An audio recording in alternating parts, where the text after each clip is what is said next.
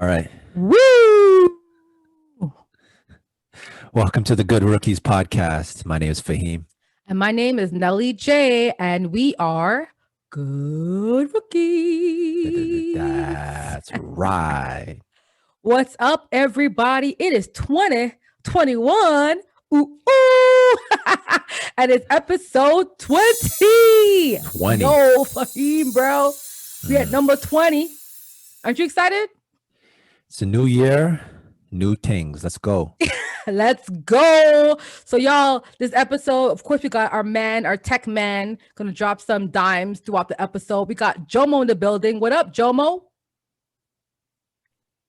He's on mute. I'm right, good. Jomo. How you doing, Zach? How you doing? We're good. Yes, Jomo. Good. All right.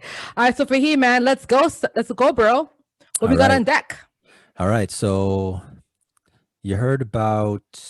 Well, actually, first let's go with the Raptors. I'll go with the Raptors.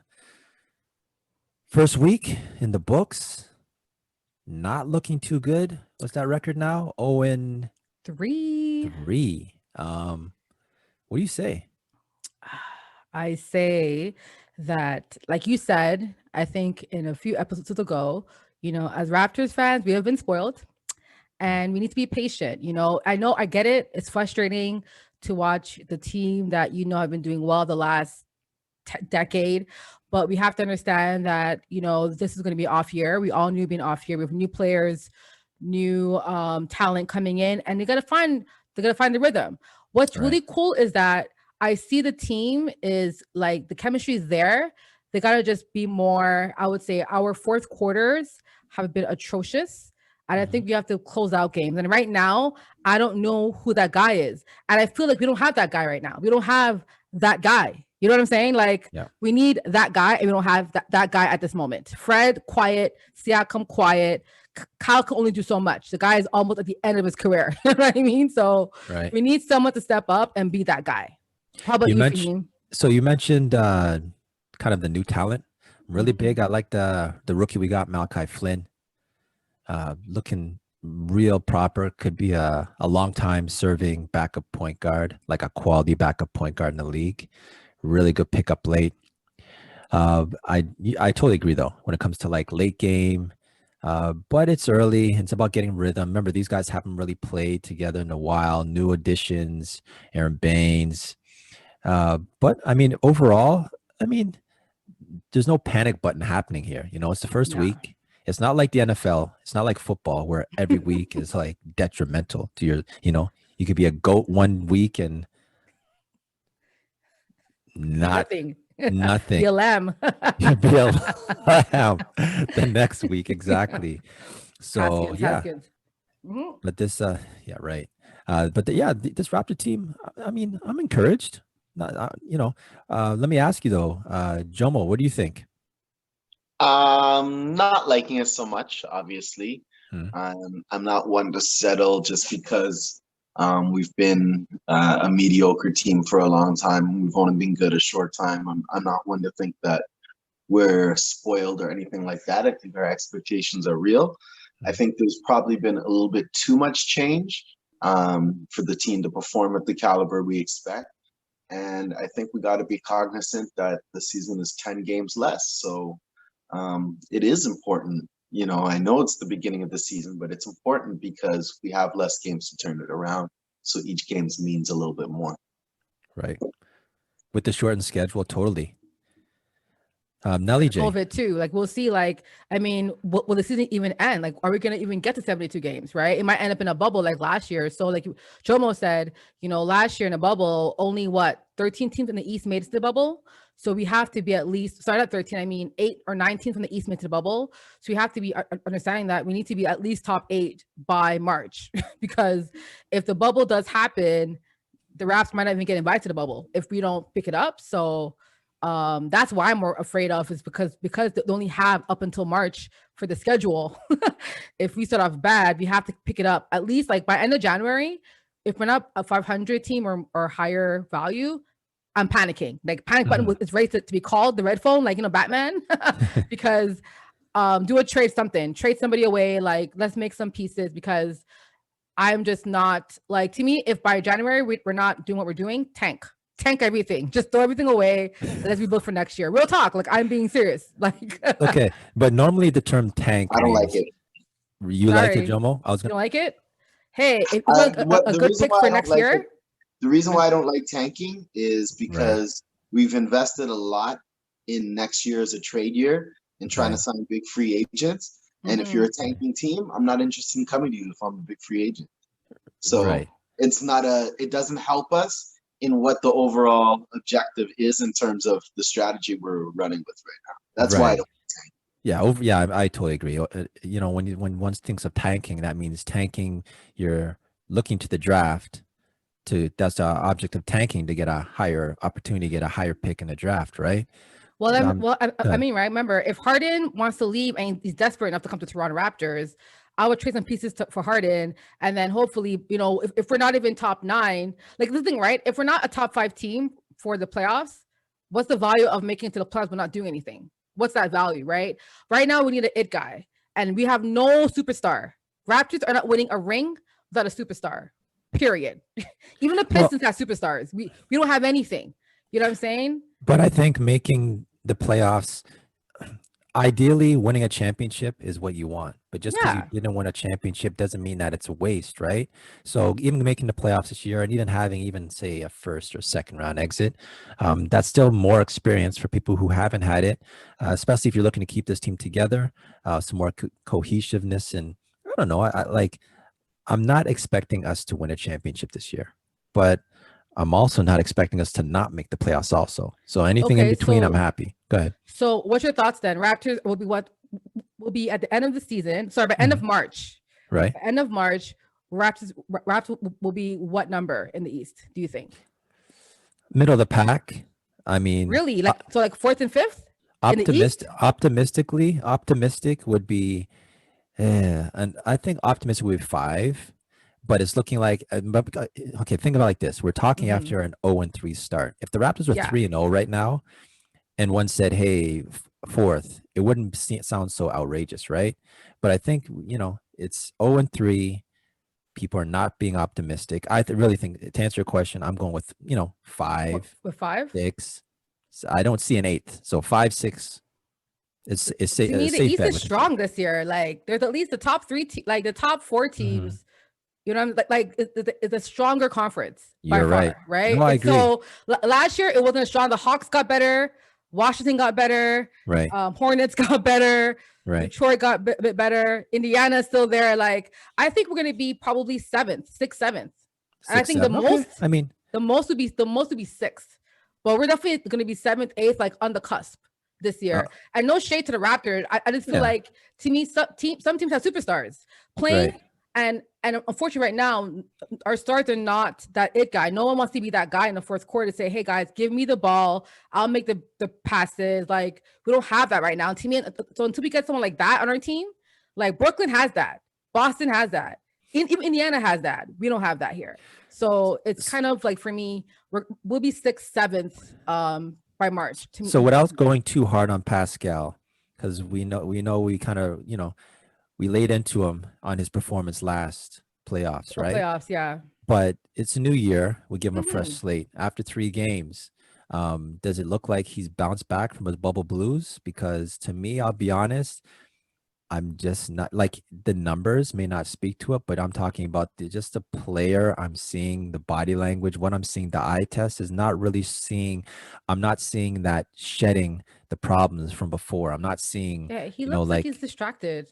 Well, I mean, that I know. I just know I'm not seeing like Brandon Ingram. I'm seeing like growth. And Jason Tatum. I'm seeing growth. You know what I'm saying? There's certain players I'm looking at. I'm saying, wow, here's where you were last year, and here's where you were this year. He's been playing Brown. out too. Like there's a lot of players. I'm just not putting Pascal in there quite yet, but it's early. It's really I have an being observation for Pascal.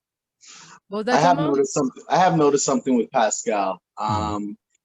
His start on the last 2 games has been really good, actually. But where he seems to be failing and have failed is when teams adjust to him. So it's the second half. Right. And he doesn't seem to be able to counter the adjustments. We're looking at him as someone who's supposed to be unguardable at his position, or be able to take on multiple players, but he doesn't seem to be working well with the schemes.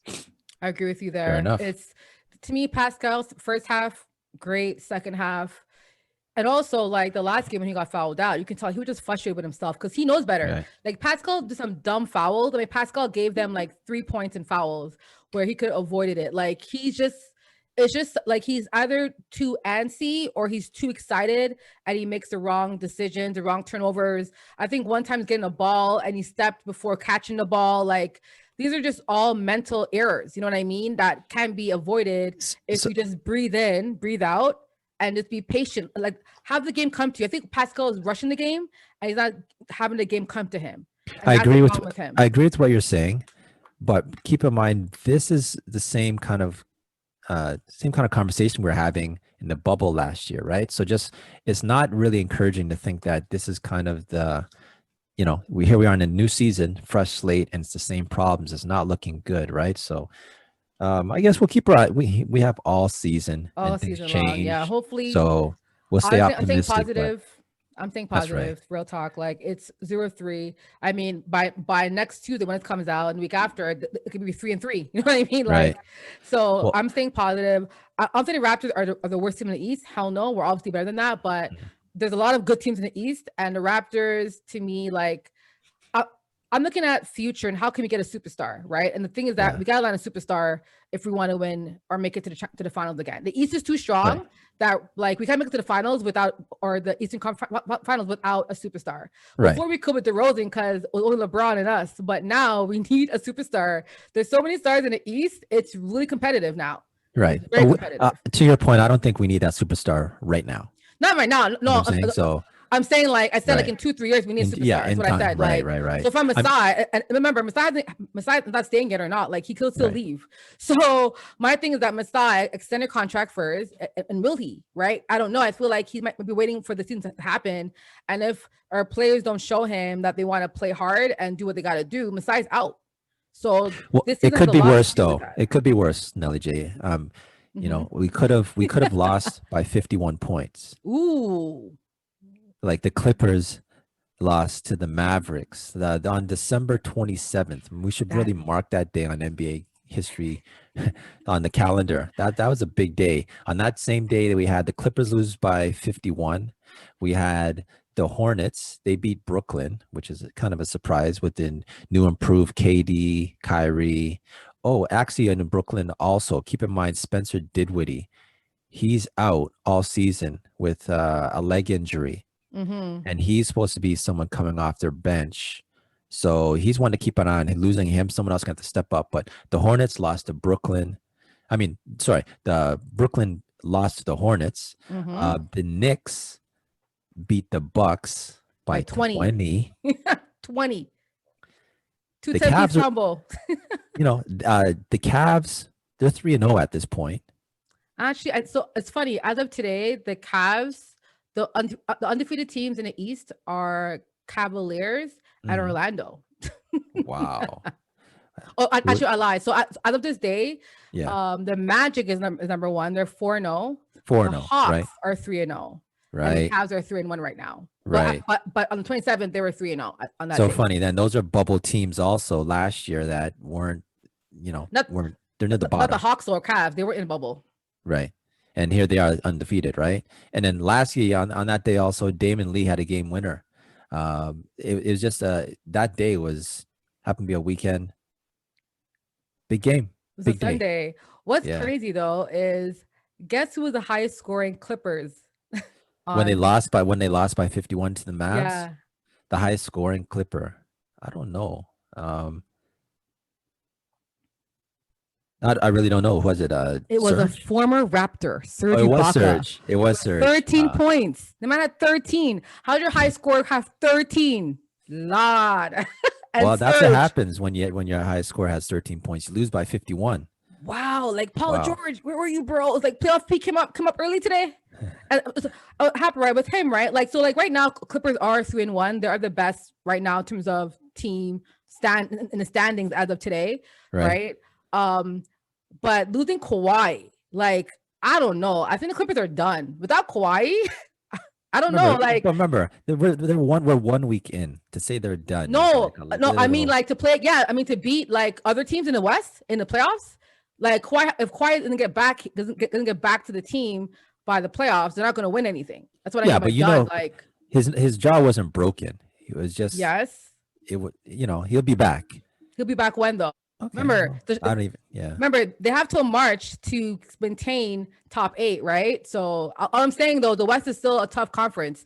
Denver, like Mavericks, Suns are balling. You know what I mean? Lakers. There's a lot of good teams in the West. So what I'm saying is that, like what Jomo said, every week matters right now because the NBA ends in March as of now, based on COVID.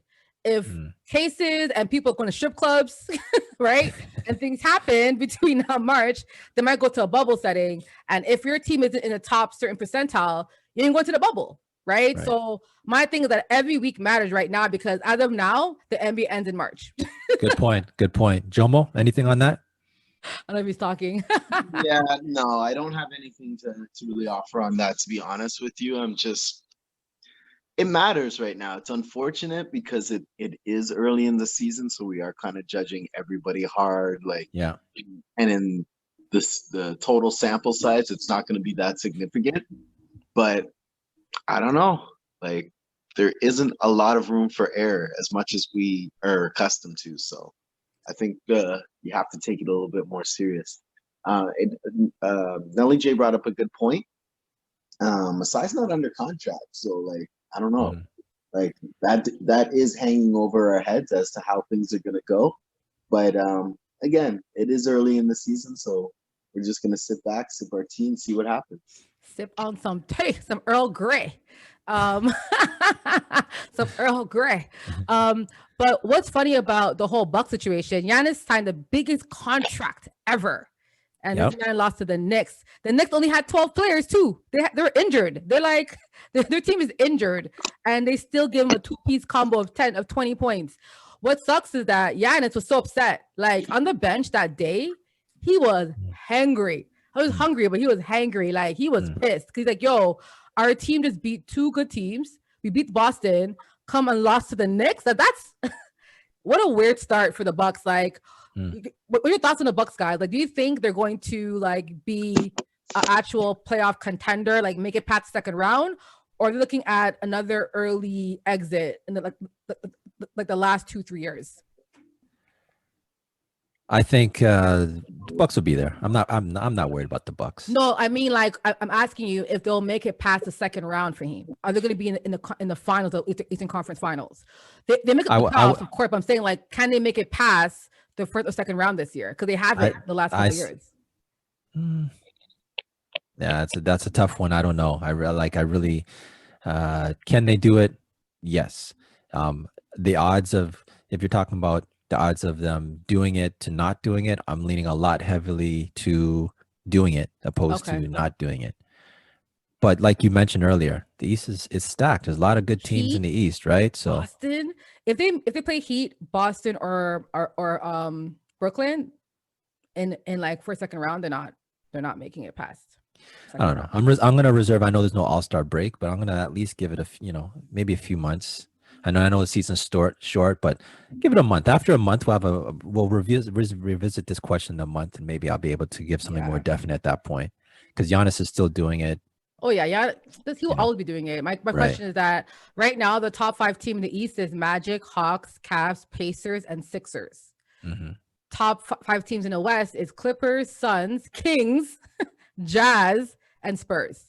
Okay, what's that telling you? The Kings are in the top 5 in the West. Okay. How long do you think that's gonna last? Exactly. So it's early, guys. But you know what? It's fun to talk some trash. Talk some things. You know what I mean? It's fun. It's a fun time. It's mad early. It's a fun time. It's just coming out just now. It's so early. All right.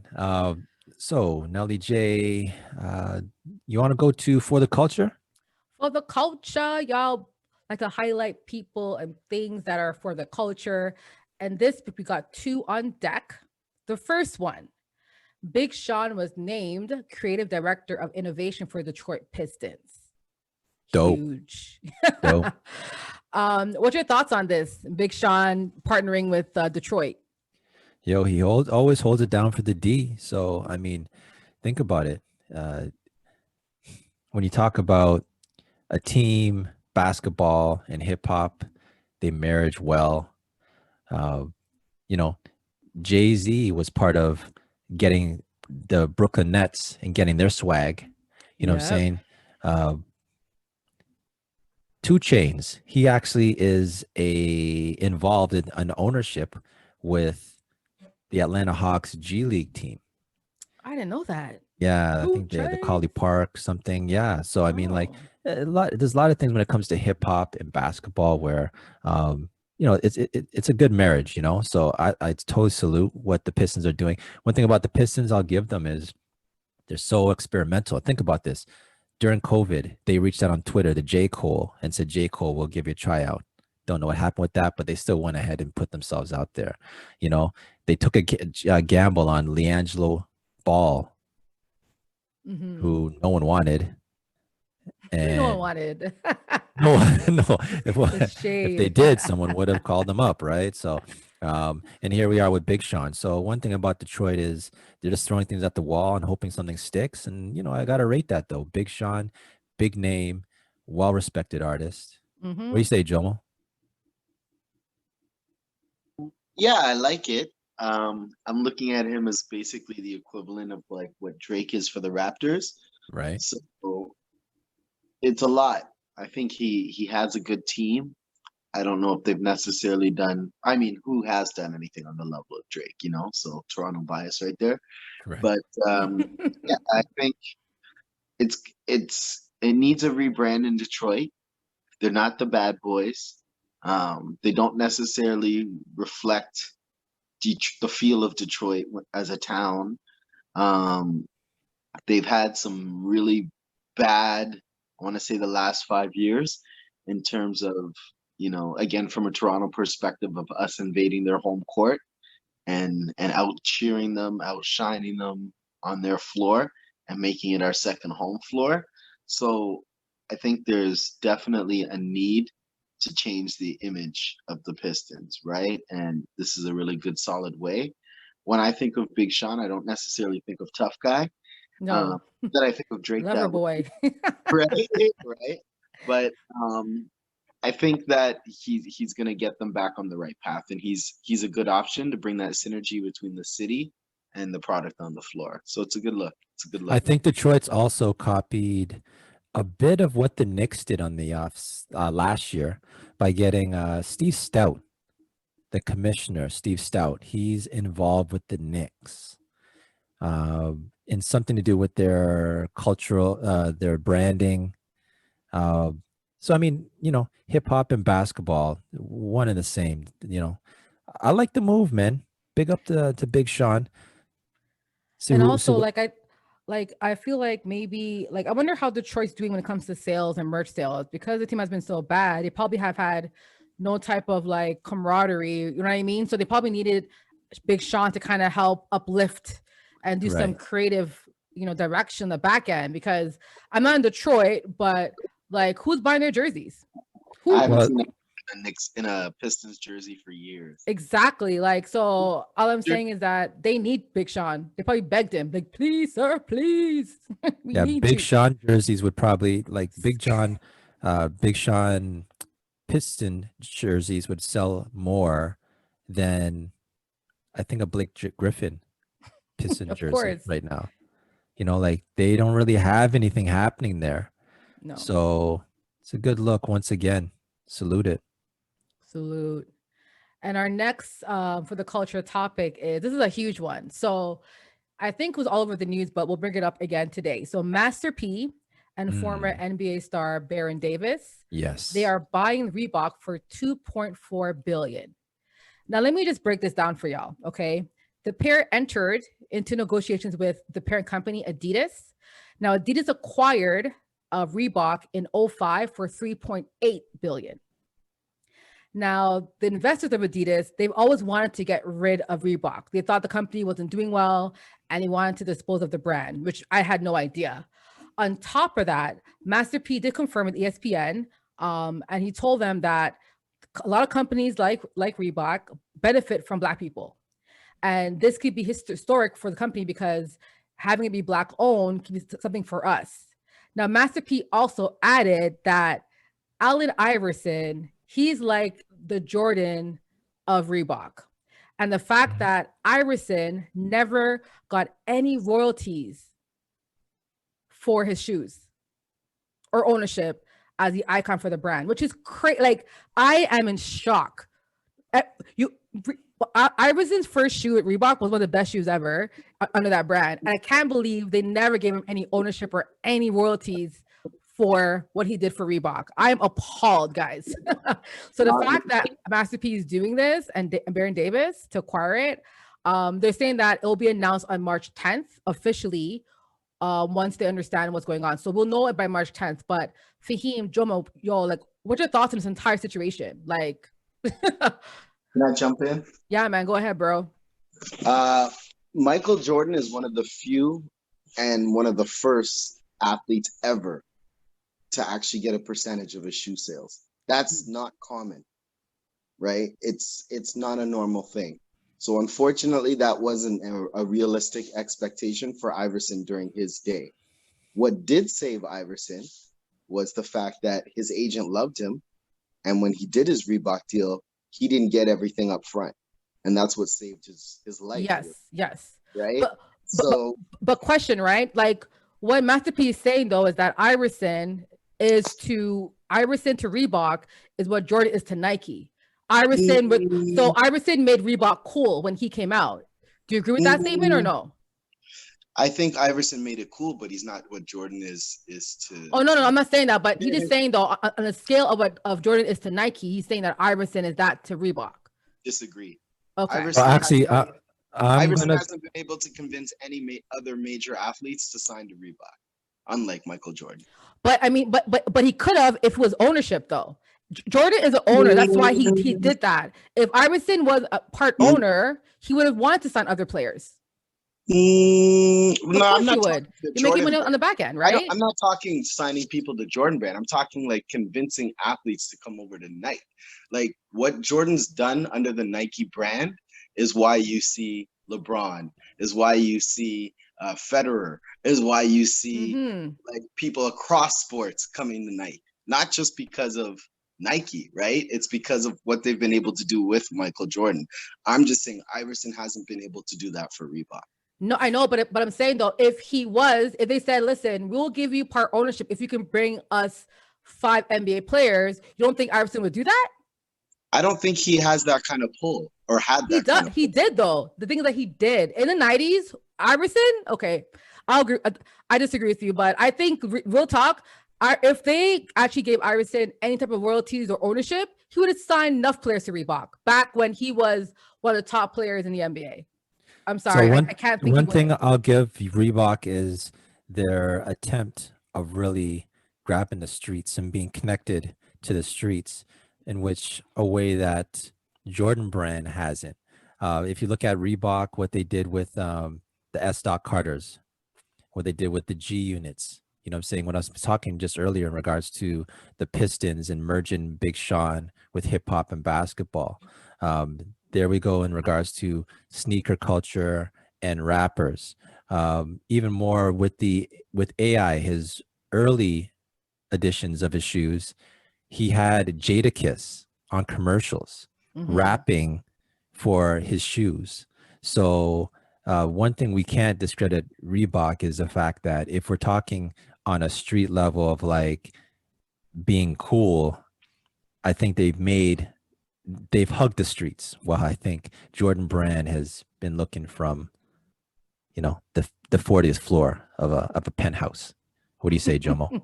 Agreed. Oh, okay. Agreed. I think if Reebok was to go in this direction, they'd be making a huge commitment to do more individual storytelling, like making Sean Kemp a superstar, making Iverson, trying to reach out to the cultural relevance of like the Reebok workout in New Orleans, or like going back to the maybe even the 54-11 days in New Jersey or in New York when girls all wore like the Reebok aerobics and stuff like that. I had really those. those stories. Yeah, you know what I mean. So to Fahim's point, the cultural relevance is there, and they have made a huge attempt, and not even a huge attempt, but they have hugged the streets for lack of a better term, right? But they've Mhm. never really gone back and told those stories since. Mm.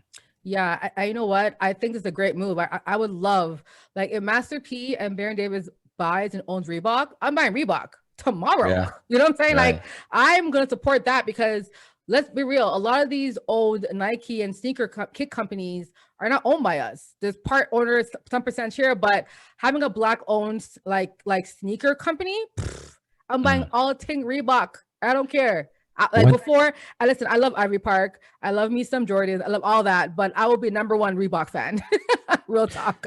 So having Master P had this is also, so if I'm hearing Reebok's up for sale, you know, my ears, I'm curious, but I'm not really that much invested. Hearing it's Master P, you know, I'm like, I'm all in.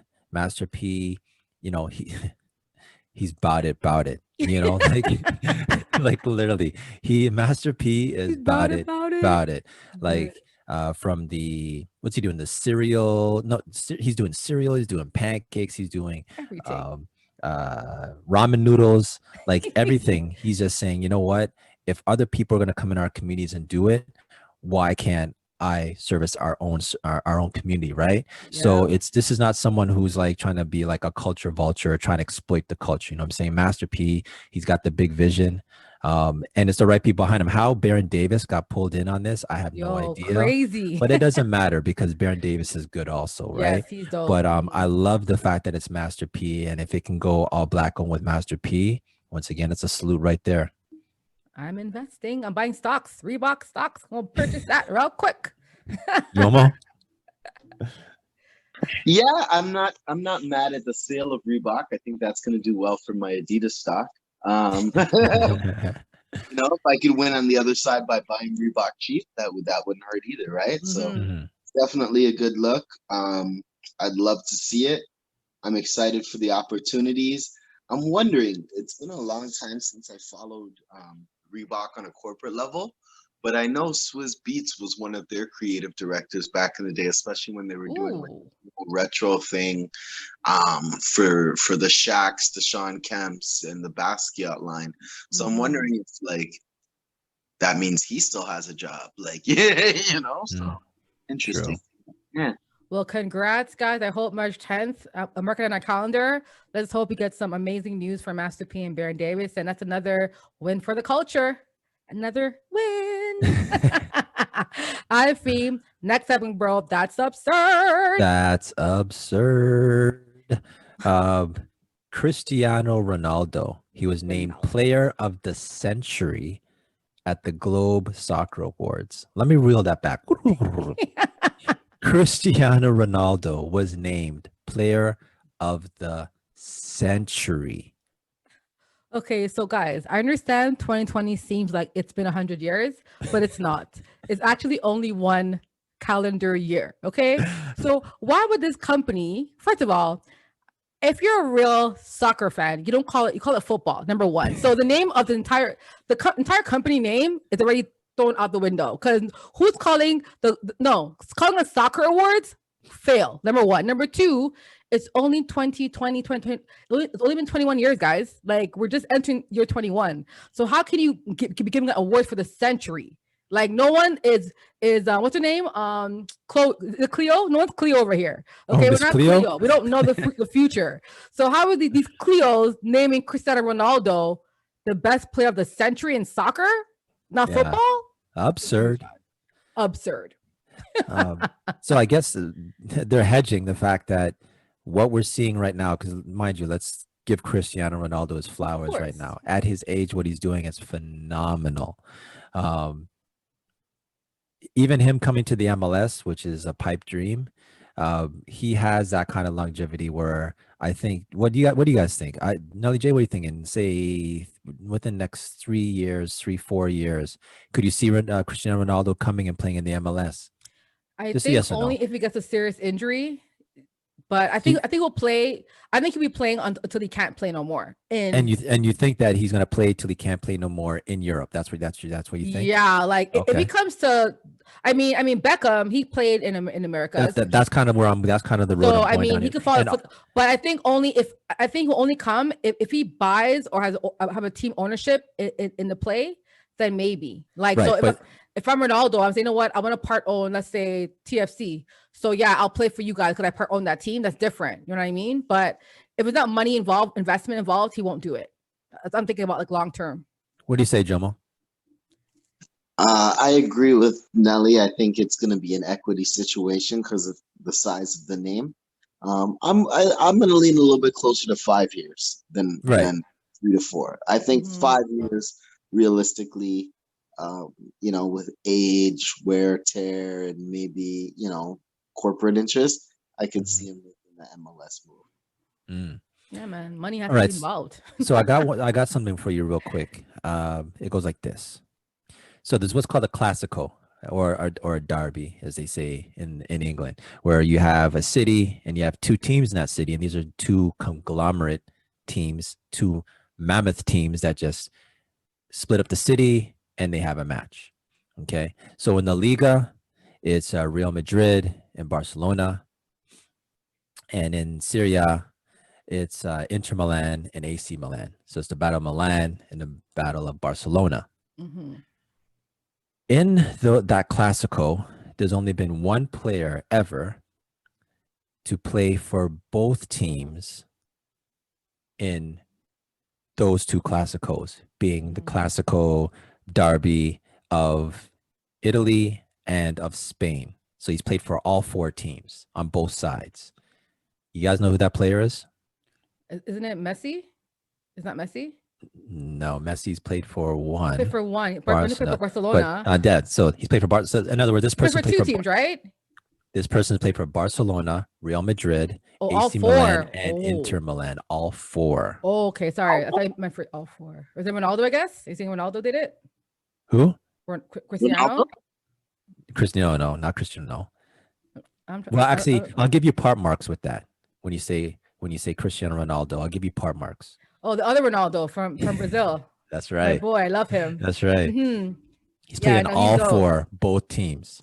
So to me, legend. Right? To me, I think like he's my favorite player ever in soccer. Football. To me, that's why like I'm very biased because I watched more soccer younger back when he was playing because of him. You said soccer again, by the way. Sorry, football. It's okay to say soccer. No. It's okay to say soccer. I'm saying like football, soccer. I mean both, but like I watched football more when he was playing. When he left and retired, I kind of was more like casual, watching FIFA.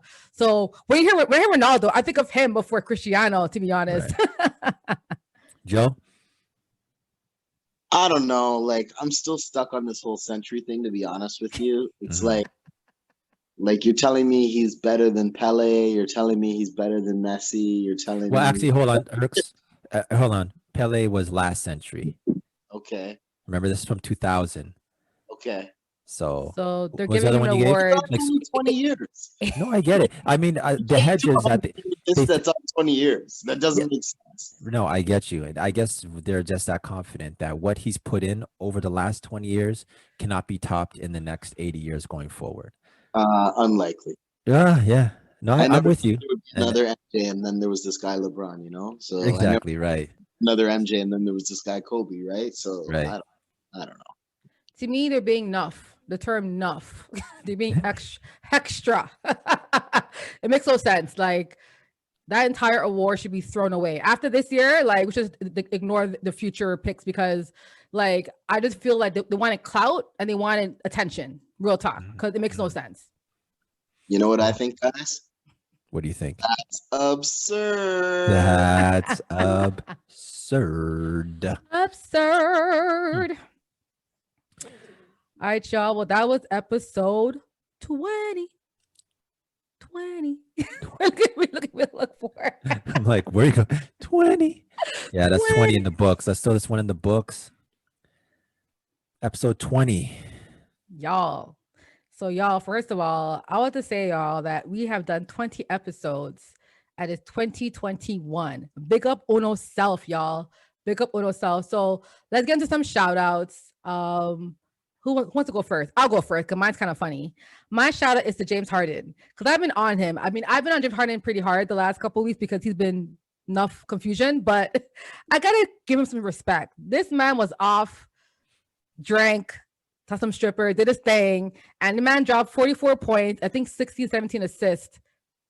The first game he came back with 15 more pounds on him. Like, yo, Harden, like you're like real talk, no matter what happens to you, you will always be an offensive like mammoth for your team. So even though like you don't want to be there, you're still dropping a lot of points for them. So big up to Rockets. And hopefully, hopefully something happens for you. But I gotta give him a shout out, man. I have to. The man balled out. He did. Jomo? Yeah, I am. I wanted to start out the year by shouting out all my friends and family who made it into the year. Congratulations, only the best ahead of us. 2020 was hard on everybody, so shout out to everybody for making it through. Something interesting popped up on my FB timeline last week, so I want to shout that out, and that is going to be Renee Jagdeel. She is a 19-year-old who is running for the city councilor in Ward 22, which is in Scarborough here for the Scarborough Agincourt area. She would be the youngest ever to win that position. I think youth is the future. I'm so proud of just the fact that she's running and taking this seriously, her plans and strategy and where she wants to do her priorities. So I just want to big her up. Big up, Renee. Hopefully you win, girl. Scarlem. So my shout out is to everybody that went through 2020. We're now in 2020, 21. We're in 2021 right now. All the best going forward this year. Want everyone to stay focused on their goals. If anybody finds that they don't have a goal, now's the perfect time to think of one and work toward it. And that's it. Thanks for tuning in. That's episode number 20. 20, y'all. And we out. Peace.